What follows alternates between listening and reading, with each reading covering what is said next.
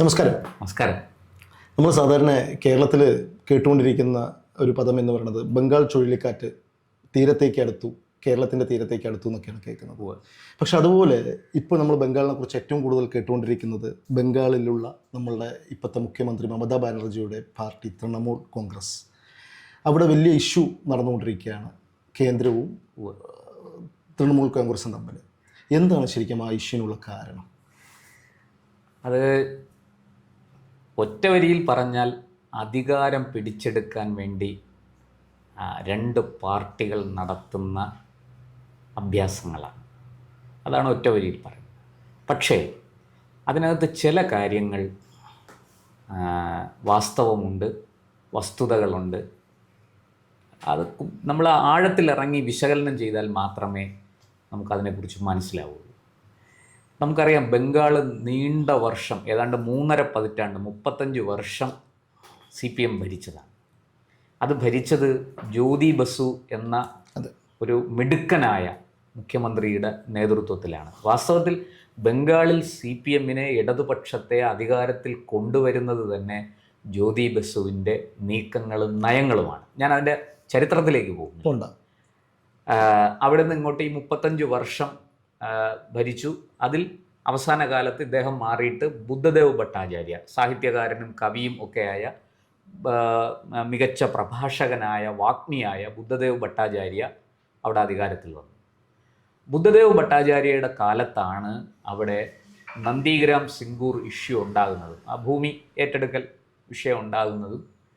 അത് സമർത്ഥമായിട്ട് ഫലപ്രദമായിട്ട് കൈകാര്യം ചെയ്യുന്നതിൽ അദ്ദേഹവും അദ്ദേഹത്തിൻ്റെ സർക്കാരും പരാജയപ്പെടുന്നതും, അതിനെ ഒരു ഇഷ്യൂ ആക്കി അതൊരു വലിയ വിവാദമാക്കി. ഏതാണ്ട് വെടിവെപ്പിൽ 40 പേർ കൊല്ലപ്പെട്ടു, 41 പേർ കൊല്ലപ്പെട്ടു എന്നൊക്കെയാണ് പറയുന്നത്. കർഷകരായ ആൾക്കാർ കൊല്ലപ്പെട്ടു. അതിനെ ആ ഇഷ്യൂ ടേക്കപ്പ് ചെയ്തുകൊണ്ടാണ് മമതാ ബാനർജി എന്ന നേതാവ്, തൃണമൂൽ കോൺഗ്രസിൻ്റെ നേതാവ്, അവിടെ ദീദി എന്നറിയപ്പെടുന്ന മമത അധികാര സോപാനങ്ങളിലേക്ക് ചുവട് വെച്ച് കയറിയത് അങ്ങനെയാണ്. അതിനു മുമ്പ് അവർ കോൺഗ്രസ്സിലായിരുന്നു. നമുക്കറിയാം ആ ചരിത്രം. രമേശ് ചെന്നിത്തല യൂത്ത് കോൺഗ്രസിൻ്റെ അഖിലേന്ത്യാ അധ്യക്ഷനായിരുന്നപ്പോൾ മമതാ ബാനർജി യൂത്ത് കോൺഗ്രസിൻ്റെ അഖിലേന്ത്യാ ജനറൽ സെക്രട്ടറി ആയിരുന്ന ഒരു കാലമുണ്ടായിരുന്നു. ആ കാലത്തുനിന്നാണ് കോൺഗ്രസുമായിട്ട് പിന്നീട് തെറ്റിപ്പിരിഞ്ഞ് ആദ്യം NDAക്കൊപ്പവും, വാജ്പേയി സർക്കാരിൽ ഒരു NDAക്കൊപ്പം നിന്നു. പിന്നീട് വാജ്പേയി സർക്കാരുമായിട്ടും അകന്നുപോയി, സ്വന്തമായിട്ട് ഒറ്റയ്ക്ക് നിന്ന് പിന്നീട് UPA സർക്കാരിൻ്റെ ഭാഗമായി. ഒടുവിൽ അതും ഒക്കെ കാറ്റിൽ പറത്തി എന്ന് തന്നെ പറയാം. മമതയുടെ ഒരു തേരോട്ടമായിരുന്നു ബംഗാളിൽ നമ്മൾ കണ്ടത്. അങ്ങനെ അധികാരം പിടിച്ച് മമത അവിടെ മുഖ്യമന്ത്രിയായി ദീദിയുടെ ഭരണം ആരംഭിച്ചു. ദീദിക്ക് അവിടെ ഈ പറഞ്ഞതുപോലെ CPMോ കോൺഗ്രസ്സോ ഒരു ഒത്ത എതിരാളിയെ ആയിരുന്നില്ല. ഈ രണ്ടുപേരും പല കാലങ്ങളിലായിട്ട് അധികാരത്തിലിരുന്നു അവിടെ അറ്റം പറ്റിയവരാണ്. അവിടെയാണ് മമതയ്ക്കൊരു എതിരാളിയായിട്ട് BJP ഉയർന്നു വരുന്നത്. BJPക്ക് നേരത്തെ വലിയ വേരോട്ടമൊന്നും ബംഗാളിൽ ഇല്ലായിരുന്നു. ഈ കമ്മ്യൂണിസ്റ്റ് പാർട്ടി ഭരിക്കുന്ന കാലത്ത് BJP അവിടെ ശുഷ്കമായിരുന്നു. പിന്നീട് BJP പതുക്കെ അടിവച്ച് വളർന്നു കയറി മുന്നോട്ട് പോയി. ഇപ്പോൾ മമതയും, അതായത് ദീദിയും BJPയും തമ്മിലാണ് അവിടുത്തെ ശക്തമായ ഒരു രാഷ്ട്രീയ പോര് നടക്കുന്നത്. ഇത് നമ്മൾ മനസ്സിലാക്കേണ്ടത്, ഞാൻ നേരത്തെ പറഞ്ഞതുപോലെ ദീദി CPMനെ പരാജയപ്പെടുത്തി 3.5 പതിറ്റാണ്ട് കാലം ബംഗാളിൽ നിറഞ്ഞു നിന്ന CPMനെ ആടപടലം തകർത്തുകൊണ്ടാണ് കയറി വന്നത്. ഇന്ന് മാത്രമല്ല, CPMൻ്റെ കേഡറുകളെ ഒരുപാട് പേരെ അവർ തൃണമൂലിലേക്ക് കൊണ്ടുവന്നു.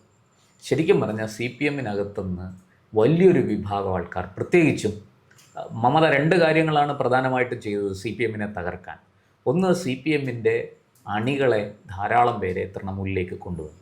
അതിനകത്ത് കുറച്ചൊക്കെ ഗുണ്ടായുസവും ക്രിമിനൽ ആക്ടിവിറ്റിയും ഉള്ളവരും ഉണ്ടായിരുന്നു. രണ്ടാമത് മമത ചെയ്തത്, ഈ CPM പിടിച്ചെടുത്ത സൊസൈറ്റികൾ, CPMൻ്റെ കൈവശമുണ്ടായിരുന്ന സഹകരണ സംഘങ്ങൾ വളരെ സമർത്ഥമായിട്ട് മമത തൃണമൂലിൻ്റേതാക്കി മാറ്റി, അധികാരം ഉപയോഗിച്ച്. ഇത് മമതയ്ക്ക് കൊടുത്ത മൈലേജ് വളരെ വലുതാണ്.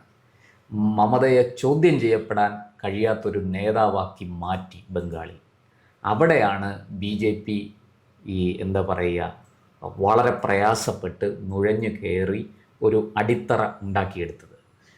ഈ കഴിഞ്ഞ, അതായത് 2021 തെരഞ്ഞെടുപ്പ് കഴിഞ്ഞപ്പോൾ നമ്മൾ മനസ്സിലാക്കേണ്ടത്, കേന്ദ്രത്തിൽ BJP ഒരു പുതിയ വകുപ്പ് രൂപീകരിച്ചു. താങ്കൾക്ക് അറിയാമായിരിക്കും, സഹകരണ വകുപ്പ് രൂപീകരിച്ചു. അതിൻ്റെ മന്ത്രി അമിത്ഷായാണ്. എന്തിന് BJP ഈ സഹകരണ വകുപ്പ് കേന്ദ്രത്തിൽ രൂപീകരിച്ചു? എന്തിന് അമിത്ഷാ അതിൻ്റെ മന്ത്രിയായിട്ട് വന്നു? അദ്ദേഹത്തിന് തന്നെ ആ വകുപ്പ് കൊടുത്തു. ഇത് വളരെ തന്ത്രപരമായിട്ട് ചെയ്തതാണ്. കാരണം കേരളവും ബംഗാളും പിടിക്കാനുള്ള BJPയുടെ ഒരു സൂത്രവാക്യം തന്നെ അതിനകത്ത് ഒളിഞ്ഞിരിപ്പുണ്ട്. വളരെ കൃത്യമായിട്ട് കോപ്പറേറ്റീവ് സൊസൈറ്റികളിലൂടെയാണ് CPM കേരളവും ബംഗാളും നിലനിർത്തിയിരുന്നത്. ഇവിടെ രണ്ടിടത്തും കോപ്പറേറ്റീവ് സൊസൈറ്റികളെ ഉപയോഗിച്ച് സമൂഹത്തിൻ്റെ താഴെ തട്ടിലേക്ക് വരെ ആഴ്ന്നിറങ്ങിയ ഒരു സംവിധാനം, ഒരു സിസ്റ്റം CPMനുണ്ടായിരുന്നു. ആ സിസ്റ്റമാണ് ബംഗാളിൽ തകർന്ന് മമതയുടെ കൈവശം ചെന്നത്.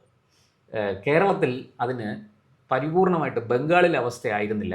കേരളത്തിൽ ഈ 5 വർഷം LDF, 5 വർഷം UDF എന്ന് ഭരിച്ചിരുന്നത് കൊണ്ട് ആ UDF ഭരിക്കുന്ന കാലത്ത് കോൺഗ്രസ് അവരുടെ സഹകരണ സംഘങ്ങൾ കുറച്ചൊക്കെ വളർത്താൻ ശ്രമിച്ചു. അത് കുറേയൊക്കെ വളരുകയും ചെയ്തിട്ടുണ്ട്. അതുകൊണ്ട് തന്നെ ഇവിടെ ഒരു എതിരാളി LDFന് അല്ലെങ്കിൽ CPMന് ഈ കാര്യത്തിലുണ്ടായിരുന്നു. ബംഗാളിൽ അങ്ങനെയല്ല. ആ എതിരാളി ഇല്ലാത്ത ഒരവസ്ഥ ബംഗാളിൽ CPMന് സഹകരണ മേഖലയിലുണ്ടായിരുന്നു. അത് പിന്നീട് മമത പിടിച്ചെടുക്കുകയാണ്. അപ്പോൾ ഇതാണ് ബംഗാളിലെ ആ ഒരു പഴയ ചിത്രം. അതാണ് അവിടെ നിന്നാണ് ഈ 2014 നരേന്ദ്രമോദി കേന്ദ്രത്തിൽ അധികാരത്തിൽ വന്നതിന് ശേഷമാണ് BJP വടക്ക് കിഴക്കൻ സംസ്ഥാനങ്ങൾ, ബംഗാൾ, അതുപോലെ തന്നെ തമിഴ്നാട്, ആന്ധ്ര, കേരളം തുടങ്ങിയ ദക്ഷിണേന്ത്യൻ സംസ്ഥാനങ്ങളൊക്കെ പിടിച്ചെടുക്കണം എന്ന ഒരു വീറും വാശിയും BJPക്ക് ഉണ്ടാകുന്നത് 2014 ശേഷമാണ്. അതിനുശേഷം നമുക്കറിയാം, അമിത്ഷാ ദേശീയ അധ്യക്ഷനായിട്ട് വന്നു. അദ്ദേഹം പദ്ധതികൾ ആവിഷ്കരിച്ചു. വടക്ക് കിഴക്കൻ സംസ്ഥാനങ്ങൾ ഒന്നൊന്നായി പിടിച്ചെടുത്തു. ഇന്നിപ്പോൾ അവിടെ BJPക്ക് ത്രിപുര പോലും നമുക്കറിയാം. CPMനെ ഒന്നും അവിടെ പൊടി പോലും ഇല്ല കണ്ടുപിടിക്കാനെന്നുള്ള അവസ്ഥയിലാണ്. ഇപ്പോൾ ഏറ്റവും ഒടുവിൽ നടന്ന തദ്ദേശ തെരഞ്ഞെടുപ്പിൽ പോലും CPM അവിടെ ചിത്രത്തിലേ ഇല്ല. കോൺഗ്രസ് പിന്നെയും ഉണ്ടെന്ന് പറയാം ത്രിപുരയിൽ. CPM ചിത്രത്തിലില്ലാത്ത വണ്ണം അവിടുത്തെ ഒരു പ്രാദേശിക പാർട്ടിയുടെ പോലും പിന്നിലാണെന്ന് CPM ത്രിപുരയിൽ നിൽക്കുന്നത്. ആ ത്രിപുര CPMനെ തുടച്ചു നീക്കി BJP ആണ്, അതിലൊരു സംശയവുമില്ല. ഇവിടെ ബംഗാളിൽ ഇപ്പോൾ BJP മമതയെ ഒതുക്കി എങ്ങനെയും ബംഗാളിൻ്റെ അധികാരം പിടിക്കാൻ വേണ്ടി നടക്കുകയാണ്. അപ്പോൾ ഞാൻ ഈ പറഞ്ഞത് രാഷ്ട്രീയ സാഹചര്യമാണ്. ഇനി ഇത്രയും വർഷം അടുപ്പിച്ച് ഭരിച്ചപ്പോൾ മമതയ്ക്കെതിരെ കാര്യമായ അഴിമതിയൊന്നും ആരോപിക്കാനില്ലായിരുന്നു BJPയുടെ കയ്യിൽ. അതേസമയം ഈ പറഞ്ഞതുപോലെ മുസ്ലിം ന്യൂനപക്ഷ പ്രീണനമൊക്കെ മമത നല്ലവണ്ണം പയറ്റിയിട്ടുണ്ട്. ഇതൊക്കെ വാചകമടിയാണ്. അവിടുത്തെ ദാരിദ്ര്യവും ബുദ്ധിമുട്ടുകളും ഒക്കെ മാറിയോ എന്ന് ചോദിച്ചാൽ മുസ്ലിം ന്യൂനപക്ഷങ്ങൾ നേരത്തെ എങ്ങനെയാണോ കഴിഞ്ഞിരുന്നത് അങ്ങനെ തന്നെയാണ് ഇപ്പോഴും കഴിയുന്നത്. അവർക്ക് വലിയ മാറ്റമൊന്നും അവിടെ ഉണ്ടായതായിട്ട് എനിക്ക് തോന്നുന്നില്ല. നമുക്ക് കിട്ടുന്ന വിവരങ്ങളനുസരിച്ച് ഈ ആഗോള സൂചികകൾ പരിശോധിച്ചാൽ അത് മനസ്സിലാവും. അതുകൊണ്ട് ഇതൊക്കെ രാഷ്ട്രീയം പറയുമ്പോൾ ഇവർ ഇതൊക്കെ പറയും. ഞാൻ വഖഫ് നിയമ ഭേദഗതിയായിട്ട് ഇങ്ങോട്ട് വരുന്നവരെ ഇവിടെ കേട്ടത്തില്ല. സിറ്റിസൺഷിപ്പ് അമെൻമെൻറ്റ് ആക്റ്റുമായിട്ട് ഇത് ഇന്ത്യയിലെ ഒരു മുസ്ലിമിനെയും ബാധിക്കുന്ന കാര്യമല്ല അത്. എന്നിട്ടും മമത പറഞ്ഞു അതുമായിട്ട് ഇങ്ങോട്ട് വന്നാൽ മുട്ടുകാല് തല്ലി ഒടിക്കും. SIR സ്പെഷ്യൽ ഇൻറ്റൻസീവ് റിവിഷനുമായിട്ട് കടന്നു വരുന്നവൻ ബീഹാറിൻ്റെ അതിർത്തി കടന്ന് ഇങ്ങോട്ട് കയറരുത്, ആ വഴി പൊക്കോണം. തെരഞ്ഞെടുപ്പ് കമ്മീഷനെ വരെ വരട്ടിയ ആളാണ് മമത. ഇതൊക്കെ രാഷ്ട്രീയമാണ്. പക്ഷേ ഇക്കുറി മമതയ്ക്കൊരു അടവ് പിഴച്ചു. കാരണം ഈ ബംഗാളിലെ കൽക്കരി ഖനികൾ കൊടുത്തതിൽ, ലേലം ചെയ്ത് കൊടുത്തതിലും അതിൻ്റെ ടെൻഡറിലും ഒക്കെ വലിയ അഴിമതി നടന്നു എന്നാണ് BJP ആരോപിക്കുന്നത്. മാത്രമല്ല അതിൽ വലിയ രീതിയിൽ കള്ളപ്പണം, ഹവാല ഇടപാടുകൾ നടന്നു. അവിടെ നിന്ന് ആ പണം ഗോവ പിടിച്ചെടുക്കാൻ വേണ്ടി മമത ഗോവയിലേക്ക് പമ്പ് ചെയ്തു എന്നാണ് BJP ആരോപിക്കുന്നത്. ഇത് സംബന്ധിച്ച് ഇത് വെറുമൊരു ആരോപണമല്ല, ഇതിൻ്റെ ചില പ്രാഥമിക തെളിവുകളെങ്കിലും ഉണ്ട് എന്ന് പറയേണ്ടിയിരിക്കുന്നു. കാരണം ഇല്ലെങ്കിൽ EDക്ക് ഒരു കേസ് രജിസ്റ്റർ ചെയ്യാൻ പറ്റില്ല. ഞാൻ അതിലേക്ക് വരികയാണ്. അതായത് ED ഒരു കേസ് രജിസ്റ്റർ ചെയ്യുകയും മമതയ്ക്കെതിരെ, അതായത് കേന്ദ്രം മമതയ്ക്കെതിരെ ഒരു കേസ് ഫയൽ ചെയ്യണമെന്ന് പറഞ്ഞുകൊണ്ട് റെയ്ഡ് നടത്തുകയും ചെയ്തു. ആ റെയ്ഡ് നടത്തിയതെന്ന് പറയുന്നത് IPAC എന്ന് പറഞ്ഞ, അതായത് അതിൻ്റെ മുഴുവൻ പേരെന്ന് പറഞ്ഞു കഴിഞ്ഞാൽ ഇന്ത്യൻ പൊളിറ്റിക്കൽ ആക്ഷൻ കമ്മിറ്റി എന്നാണ്. അതായത് ഇന്ത്യൻ പൊളിറ്റിക്കൽ ആക്ഷൻ കമ്മിറ്റി, അതായത് IT എന്നാണ് ഉദ്ദേശിച്ചത്. അതായത് ഒരു IT-യിൽ സാധാരണ ഒരു പൊളിറ്റിക്കൽ എന്നുള്ളൊരു സംഭവം പേരാണ് അവിടെ വന്നിരിക്കുന്നത്. അതിൻ്റെ ഒരു ഉടമസ്ഥൻ എന്ന് പറയുന്നത് പ്രശാന്ത് കിഷോർ എന്ന് പറഞ്ഞ ഉടമസ്ഥനാണ് അദ്ദേഹം. ഈ പ്രശാന്ത് കിഷോർ എന്ന് പറഞ്ഞ വ്യക്തി ആദ്യം മോദി ജയിക്കുമെന്നും 2014 മോദി ഭരണത്തിൽ വരുമെന്നും മോദി ആയിരിക്കും പ്രധാനമന്ത്രിയാകുമെന്നും പ്രഖ്യാപിക്കുകയും ഒപ്പം BJP-യുടെ ഒപ്പം നിലനിൽക്കുകയും ചെയ്ത വ്യക്തിയാണ് ഈ ഇലക്ഷൻ സ്ട്രാറ്റജി വ്യക്തിയാണ്. പക്ഷേ അദ്ദേഹം ഇപ്പോൾ നിൽക്കുന്നത് BJP-യിൽ നിന്നും വിട്ട് തൃണമൂൽ കോൺഗ്രസ് സ്വതന്ത്രനല്ല. അദ്ദേഹം ഇപ്പോൾ നിൽക്കുന്നത് മമതയുടെ കൂടെയാണ്, തൃണമൂൽ കോൺഗ്രസിൻ്റെയാണ്. അതുകൊണ്ടാണല്ലോ ഐപാക്കിലേക്കാണല്ലോ റെയ്ഡ് നടത്തിയത്. എന്തുകൊണ്ട് ഐപാക്കിലേക്ക് റെയ്ഡ് നടത്തി? എന്തുകൊണ്ട് പ്രശാന്ത് കിഷോർ പ്രശാന്ത് കിഷോർ BJP-യിൽ നിന്നും നേരെ തൃണമൂൽ കോൺഗ്രസിലേക്ക് വന്നു. അങ്ങനെയാണെങ്കിൽ ഇതാണ് നല്ലതെന്ന് പറഞ്ഞുകൊണ്ട് വന്നതല്ലേ അദ്ദേഹം. മുമ്പ് BJP അദ്ദേഹത്തെ വളർത്തിക്കൊണ്ടുവന്ന ഒരു വ്യക്തിയാണ് ഈ പ്രശാന്ത് കിഷോർ എന്ന് പറഞ്ഞ വ്യക്തി. അപ്പോൾ സ്വാഭാവികമായിട്ടും ഇതിൽ എന്തൊക്കെയോ ഗൂഢലക്ഷ്യങ്ങളില്ലേ BJP-ക്ക്? അല്ല, ഇതിനകത്ത് ഗൂഢലക്ഷ്യങ്ങളൊന്നുമില്ല. ഇതിനകത്ത് വളരെ ക്ലിയർ ആണ്. ബംഗാൾ പിടിച്ചെടുക്കുക, അതിനകത്ത് എന്ത് ഗൂഢതയൊന്നുമില്ല. അതിന്റെ ഭാഗമായിട്ടാണ് ഈ റെയ്ഡ് നടക്കുന്നത്. അല്ലാതെ അങ്ങനെയല്ല. ഇതിന് 2 വശങ്ങളുണ്ട്. കാരണം മമത അറിഞ്ഞോ അറിയാതെയോ BJP-യുടെ കയ്യിലേക്ക് വടി കൊടുത്തിട്ട് എന്നെ അടിച്ചോ എന്ന് പറഞ്ഞിരിക്കുക. അതാണ് സത്യം. ഈ പ്രശാന്ത് കിഷോറിന്റെ കാര്യം പറഞ്ഞില്ലേ, പ്രശാന്ത് കിഷോറിന് ഇപ്പൊ ഈ ഐപാക്കുമായിട്ട് ബന്ധമില്ല. അദ്ദേഹത്തിന് ഷെയറൊക്കെ ഉണ്ടായിരുന്നു, അദ്ദേഹമാണ് ഇത് തുടങ്ങിയത്, ഒക്കെ ശരിയാണ്. പക്ഷെ ഇതിപ്പോ പ്രദീപ് ജെയിൻ എന്ന് പറയുന്ന ഒരാളുടെ കയ്യിലാണ് ഇരിക്കുന്നത്. മമതയുടെ ഏറ്റവും വിശ്വസ്തനാണ് ഈ പ്രദീപ് ജെയിൻ. അതായത് മമതയുടെ അനന്തരവൻ അഭിഷേക് ബാനർജിയുമായിട്ട് വളരെ അടുത്ത് ബന്ധമുള്ള ഒരാളാണ് ഈ പ്രദീപ് ജെയിനും ഭാര്യയും. പ്രദീപ് ജെയിൻ്റെയും ഭാര്യയുടെയും ഓഫീസും വീടുമാണ് ED റെയ്ഡ് ചെയ്തത്. കാരണം EDക്ക് കൃത്യമായിട്ട് വിവരങ്ങൾ കിട്ടി. ഈ കൽക്കരി കടത്തുമായി ബന്ധപ്പെട്ട് ലഭിച്ച അഴിമതി പണം, അതിൻ്റെ ഒരു ഭാഗം തൃണമൂൽ കോൺഗ്രസ് ഗോവയിൽ പാർട്ടി വളർത്താൻ വേണ്ടി ഉപയോഗിച്ചു എന്നുള്ളതിന് കൃത്യമായ തെളിവ് EDയുടെ കയ്യിൽ എന്തോ കിട്ടിയിട്ടുണ്ട്. ഇത് വെച്ചാണ് ED. അപ്പോൾ തീർച്ചയായിട്ടും BJP അല്ലേ കേന്ദ്രം ഭരിക്കുന്നത്, അവർ സ്വാഭാവികമായിട്ടും EDക്ക് എല്ലാ അനുമതിയും കൊടുത്തു. നിങ്ങൾ ഗോ എഹെഡ്, നിങ്ങൾ മുന്നോട്ട് പോകും. മമതയെ വീഴ്ത്താൻ ഒരു അവസരം നോക്കിയിരിക്കുകയാണ് അവർ. അപ്പോൾ ഇവിടെ നാഷണൽ ഹെറാൾഡ് കേസ് കൈ കിട്ടി. BJP കുത്തിപ്പൊക്കിക്കൊണ്ടുവന്നതല്ല ആ കേസെന്ന് എല്ലാവർക്കും അറിയാം. അത് സുബ്രഹ്മണ്യ സ്വാമിയാണ് അതിൻ്റെ പുറകിൽ. പക്ഷേ BJP ആ അവസരം നന്നായിട്ട് വിനിയോഗിച്ചു. ഇപ്പോൾ ഇവിടെ തന്നെ നോക്കൂ, ഈ മെഡിക്കൽ കോഴ ആരോപണം വന്നു, അതിൻ്റെ പുറകെ മറ്റേ കൊടകര കുഴൽപ്പണ കേസ് വന്നു കേരളത്തിൽ. ഇതൊക്കെ പിണറായി വിജയൻ സർക്കാർ BJPക്കെതിരെ ഉപയോഗിക്കാൻ നമുക്കറിയാമല്ലോ, സ്വാഭാവികമല്ലേ, രാഷ്ട്രീയ ആയുധമാണ്, അതെടുത്ത് പയറ്റും. നാളെ ഈ കോൺഗ്രസ്സാണ് അധികാരത്തിൽ വരുന്നെങ്കിൽ അവരും അതൊക്കെ എടുത്ത് പയറ്റും പരസ്പരം.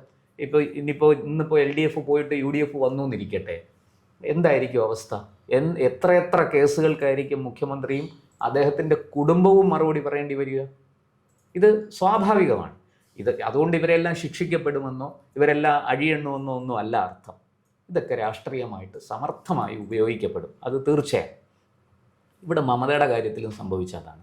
ഈ ഗോവയിലേക്ക് ഈ പണം തെരഞ്ഞെടുപ്പ് കാര്യങ്ങൾക്ക് വേണ്ടി കൊടുത്തു. അതിൽ 20 കോടി രൂപയാണ്. നോക്കൂ, 20 കോടി രൂപ കൊണ്ട് ഒരു ചെറിയ സംസ്ഥാനത്തെ തെരഞ്ഞെടുപ്പ് കാര്യങ്ങളെല്ലാം നടക്കും എന്ന് നമ്മളാരും, അരിയാഹാരം കഴിക്കുന്ന ആരും കരുതില്ല. അപ്പോൾ 20 കോടി രൂപ എന്നല്ല, പക്ഷേ ഈ 20 കോടി രൂപയുടെ കാര്യത്തിൽ എന്തോ ക്രമക്കേട് നടന്നു. ആ ക്രമക്കേടിൻ്റെ തെളിവ് EDയുടെ കയ്യിൽ കിട്ടിയിട്ടുണ്ട്. അതുകൊണ്ടാണ് അവരിത്ര ശക്തമായിട്ട്. ഒന്ന് ആലോചിക്കേണ്ടത്, ഒരു സംസ്ഥാനത്തിൻ്റെ മുഖ്യമന്ത്രിക്കെതിരെയാണ് നിലപാടെടുത്ത് മുന്നോട്ട് വരുന്നത്. നോക്കൂ, അരവിന്ദ് കെജ്രിവാൾ എത്ര ദിവസം ജയിലിൽ കിടന്നു? തെലങ്കാനയിൽ കവിത എത്ര ദിവസം കിടന്നു? മുഖ്യമന്ത്രിയുടെ മകളാണ്. അതുപോലെ DMK സ്റ്റാലിനെ വരട്ടി ഒതുക്കി നിർത്തിയത് എങ്ങനെയാണ് BJP? അപ്പോൾ ഇതെല്ലാം ഈ രാഷ്ട്രീയമായ അഭ്യാസങ്ങളെല്ലാം നടക്കും. പക്ഷെ ഇവിടെ ഒരു സംഭവം എനിക്ക് തോന്നുന്നത്, ഈ വിഷയത്തിൽ ED വളരെ കൃത്യമായിട്ട് മുന്നോട്ട് വരികയും ഈ ഐപാക്കിൻ്റെ ആസ്ഥാനത്തും ഐപാക്കിൻ്റെ ഉടമസ്ഥൻ്റെ വസതിയിലും ഇത് സംബന്ധിച്ച് എന്തോ തെളിവുകൾ ഒളിപ്പിച്ചിട്ടുണ്ടായിരുന്നു.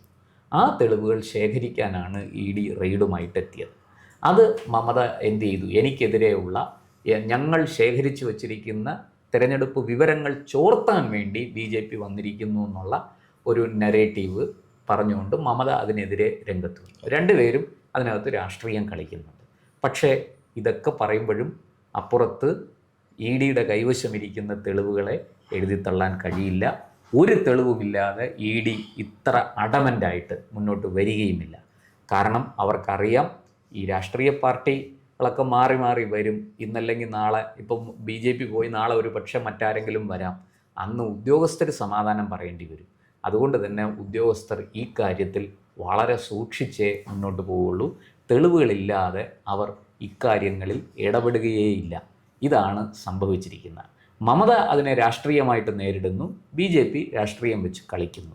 എന്നാൽ ഈ രണ്ട് കൂട്ടർക്കും രാഷ്ട്രീയത്തിനപ്പുറത്തേക്ക് അതിൽ ചില വാസ്തവങ്ങളുണ്ട് എന്നറിയാം. അതറിയുന്നത് കൊണ്ട് തന്നെയാണ് രണ്ടുപേരും, ഒരാൾ ഇത് ഉപയോഗിച്ച് നേട്ടമുണ്ടാക്കാൻ ശ്രമിക്കുന്നു, മറ്റൊരാൾ ഇതിനെ പ്രതിരോധിച്ചുകൊണ്ട് നേട്ടമുണ്ടാക്കാൻ ശ്രമിക്കുന്നു, ഏരവാദം മുഴക്കുന്നു. BJP അങ്ങനെ ചെയ്യുന്നു, കേന്ദ്ര സർക്കാർ ഇങ്ങനെ ചെയ്യുന്നു. ഇതൊക്കെ മമതയുടെ വാദങ്ങളാണ്, തൃണമൂൽ കോൺഗ്രസിൻ്റെ വാദങ്ങളാണ്.